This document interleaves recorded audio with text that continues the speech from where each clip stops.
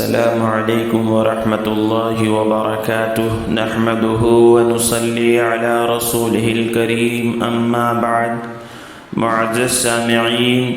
اللہ جل جلالہ وعم نوالہ نے سال کے 12 مہینے بنائے ہیں، ہفتے میں 7 دن بنائے ہیں، اور جس مہینے کو چاہا اس کو فضیلت عطا فرمائی ہے. رمضان کا مہینہ فضیلت والا ہے، 4 مہینے حرمت والے مہینے ہیں. اسی طرح جمعے کے دن کو دنوں کا سردار بتایا ہے، راتوں میں شب قدر کو افضل رات بتایا ہے. عشرے میں عشرہ ذی الحجہ کے پہلے عشرے کو فضیلت عطا فرمائی ہے. تو یہ تو آپ کو ملے گا کہ اللہ کے نبی صلی اللہ علیہ وسلم نے کسی مہینے کی، کسی دن کی یا کسی عشرے کی فضیلت بیان فرمائی ہے، لیکن یہ بات آپ کو نہیں ملے گی کہ کسی مہینے، کسی دن یا کسی ہفتے کے بارے میں اللہ کے نبی صلی اللہ علیہ وسلم نے یہ فرمایا ہو کہ یہ منحوس ہے، اس میں نحوست اترتی ہے، اس میں بلائیں اترتی ہیں، اس میں جن اور بھوت اترتے ہیں. یہ ایسا اللہ کے نبی صلی اللہ علیہ وسلم نے نہیں فرمایا، بلکہ اللہ کے نبی صلی اللہ علیہ وسلم نے فرمایا کہ بیماری جو ہے یہ متعدی ایک دوسرے کو نہیں لگتی جب تک کہ اللہ کا حکم نہ ہو، اللہ نہ چاہیں جب تک بیماری ایک دوسرے کو نہیں لگتی. اسی طرح اللہ کے نبی صلی اللہ علیہ وسلم نے فرمایا کہ بدشگونی ہم نہیں لے سکتے، ہم ایمان والے ہیں، ہم مسلمان ہیں. اللہ کے نبی صلی اللہ علیہ وسلم نے الیوم اکملت لکم دینکم واتممت علیکم نعمتی ورضیت لکم الاسلام دینا، کامل اور مکمل دین دیا ہے. زندگی کا کوئی شعبہ ایسا نہیں ہے جس میں اللہ کے نبی صلی اللہ علیہ وسلم نے ہماری رہبری اور رہنمائی نہ فرمائی ہو. تو ہمارے لیے اسوہ اور آئیڈیل، نمونہ اور رہبر جس کو دیکھ کر چلا جائے، جس کی راہ پر چلا جائے، جس کو اپنا رہبر بنایا جائے، وہ آقا نامدار تاجدار مدینہ جناب رسول اللہ صلی اللہ علیہ وسلم کی ذات مبارکہ ہے. تو اللہ کے نبی صلی اللہ علیہ وسلم نے سفر کے بارے میں خاص طور پر اللہ کے نبی صلی اللہ علیہ وسلم نے فرمایا کہ سفر میں کچھ نہیں، سفر میں کوئی نحوست نہیں. لوگوں میں یہ تصور ہے، وہ جو اپنے آپ کو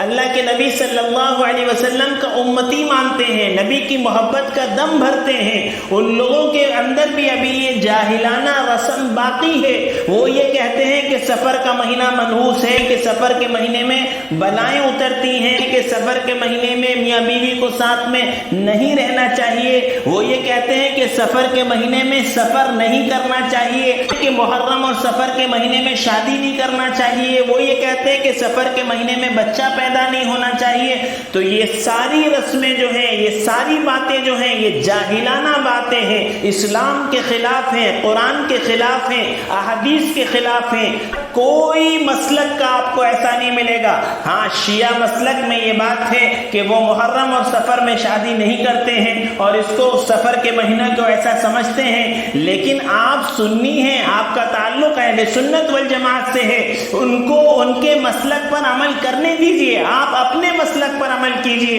لوگوں کو جب یہ بات سمجھائی جاتی ہے اور بتائی جاتی ہے کہ ماہ سفر منحوس نہیں ہے، ماہ سفر میں شادی کرنے سے منع نہیں کیا گیا ہے، ماہ سفر میں بلائیں نہیں اترتی ہیں، سفر کے مہینے میں سفر بالکل کر سکتے ہیں، اس کی منادی نہیں ہے. تو لوگ یہ کہتے ہیں کہ ہمارے باپ دادا تو ایسے کہتے ہیں، ہمارے بڑے بوڑھے تو ایسا کہتے ہیں، ہمارے پردادا تو ایسا کرتے تھے. اللہ کے بندوں، تم نے لا الہ الا اللہ کے ساتھ باپ دادا کا کلمہ نہیں پڑھا ہے، لا الہ الا اللہ کے ساتھ بڑے بوڑھوں کا کلمہ نہیں پڑھا ہے، لا الہ الا اللہ کے ساتھ محمد الرسول اللہ کا کلمہ پڑھا ہے. اور محمد الرسول اللہ صلی اللہ علیہ وسلم سچوں کے سچے، آپ سے سچا کوئی ہو نہیں سکتا اور آپ کی بات غلط نہیں ہو سکتی. اللہ کے نبی صلی اللہ علیہ وسلم نے بدشگونی سے منع فرمایا ہے کہ آدمی بدشگونی نہیں لے سکتا، کہ ساتھ بلی پار کر گئی تو آگے نہیں بڑھنا، مصیبت ہو جاتی ہے، ہاتھ میں کھجار چلی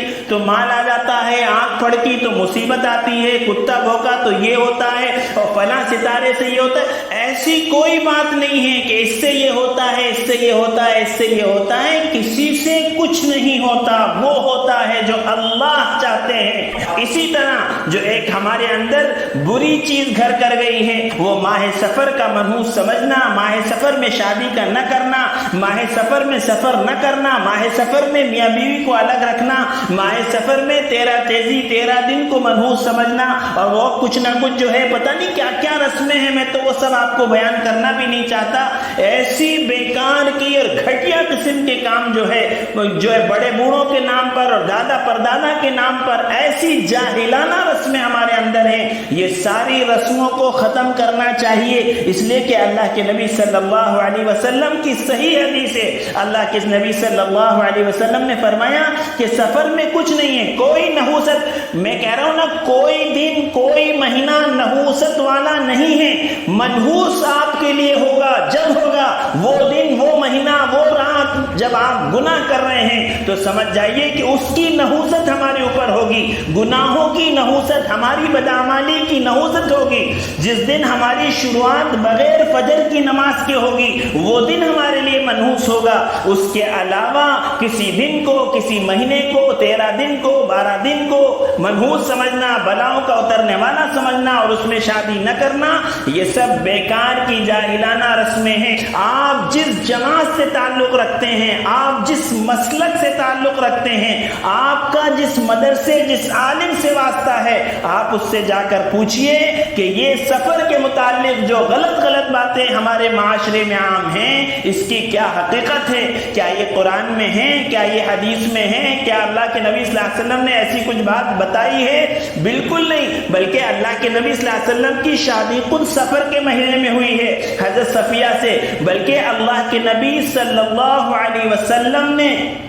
جنت کی عورتوں کی سردار اپنی لاڈلی بیٹی حضرت فاطمہ کا نکاح حضرت علی رضی اللہ تعالیٰ عنہ سے سفر کے مہینے میں ہی کیا ہے۔ اگر آپ دوسری طرح سوچیں کہ صاحب سائنٹیفک کچھ ہوگا، ان مہینوں میں کسی طرح کی کوئی ریز آتی ہوگی، کچھ سائنٹیفک بھی کوئی اس کا پروف نہیں ہے، شریعت میں بھی اس کے بارے میں کوئی نہیں ہے، اس لیے اسلام میں فضیلت والے دن تو ہیں لیکن اسلام میں منحوس دن نہیں ہیں۔ سفر کو تو سفر المظفر کہا گیا اور سفر کے مہینے کو تو سفر الخیر بھی کہا گیا کہ یہ خیر کا مہینہ ہے، یہ کامیابی کا مہینہ ہے، تو لہذا اسلام سے اس کا کوئی تعلق نہیں ہے۔ سفر میں کوئی نحوست نہیں ہے، سفر میں کوئی بلائیں نہیں اترتی ہیں، سفر کا مہینہ کوئی منحوس مہینہ نہیں ہے، اس میں شادی کرنے کی بالکل اجازت ہے، اس میں سفر کرنے کی بالکل اجازت ہے، اس میں پیدا ہونے والی اولاد منحوس نہیں ہوا کرتی ہے۔